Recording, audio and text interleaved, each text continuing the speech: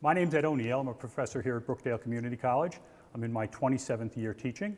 I went to graduate school at the University of Pennsylvania, where I attained a master's degree in architecture and a master's degree in city planning. I also do practice outside of the college, doing a small number of projects. I like to do that because it enables me to bring that real life experience into the classroom to kind of inform students about the way the profession really works. I teach architecture. We like to say architecture is the art that you live in, and as such, architecture is beauty as well as function, and they're melded together into one discipline.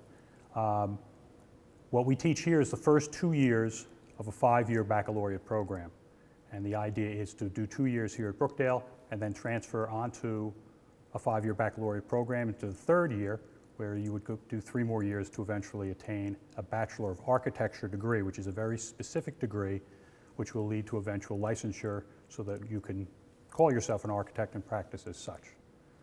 Architecture is a difficult study in that there's art and there's the technology end of it, and they do blend, but it's difficult to go from one subject that one would be considered art, high art, and one subject that one would consider engineering. But they must be brought together in order to make a building that can both function and be beautiful. I've been here for 27 years really because I enjoy the freedom that Brookdale gives me in crafting the architecture program into what I think people need and what the profession needs as a whole. My goal, besides getting students to major in architecture and pursue that as a career, is to educate them into what the built environment is all about. I think you have a tremendous social responsibility as an architect because what you design is what people are experiencing all the time. It is really the built environment, and we're in the built environment constantly. And it has a constant effect on you psychologically, socially, and I believe it can have an effect on all aspects of a person's life. So I take very seriously my responsibility in teaching that, and I think our coursework reflects that.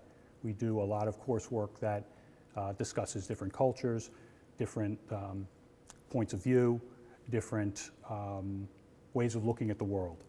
And I think that that's a very important aspect of architecture, and I think it's one that is lost a little bit in the study of architecture at the higher levels because they're so technologically based. I think there needs to be a real basis of understanding of architecture before that technology is fully employed. And I think that's really the way it should work.